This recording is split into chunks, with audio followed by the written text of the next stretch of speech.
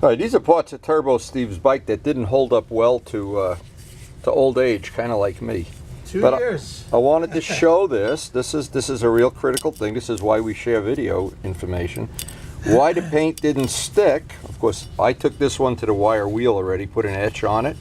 Not a big deal, 5 minutes to do that, but because this surface is so smooth, if we were to just go out and paint this again a year or two from now, this is going to happen again, and then we have to do warranty work. So we got a couple parts. Step one is to wire wheel them down with the brass wire wheel, and we'll you still got paint for this, right? Somewhere here. Yeah.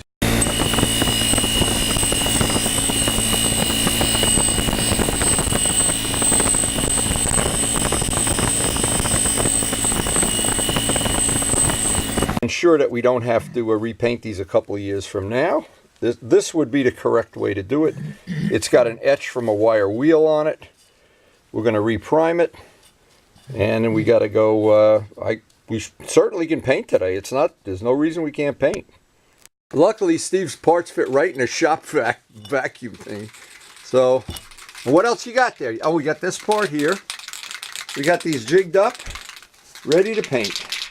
Step is we're going to put one coat of primer sealer on, and the part's not at their etched, and this is the correct way to do this, by the way. Never paint over anything. Never paint over anything shiny and smooth. You're not stacking the deck in your favor. Shake, Senora. Hey, we found a good job for you.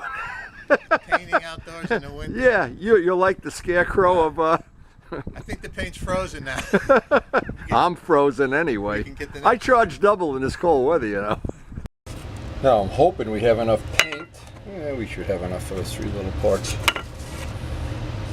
Always try to save that, and if you don't have it, at least have the label of the can so you can run over to Chart and get another pint. That's red, all right. You know what? You didn't bring another part to match. Well, it doesn't match. It's from your can. It's got your name on it. Oh, it could be a little faded, but it's not going to be a totally different color. And if it is, we got enough to do other parts. Now, is there any other part on a bike that's marginal while we're painting? Anything else? No, everything's good. Worth touching up? It's winter, you know, what the hell? You may as well do it. I think that's it. All right, now keep these in the sun, keep them moving around. I'm going to go mix up some clear. Okay, it turns out we do have enough paint. In fact, we got a little bit left over. I'm going to mix up some of the clear now. The 5-star clear. Get some clear on these and put it out in a tundra to dry overnight. Happy New Year! Hey.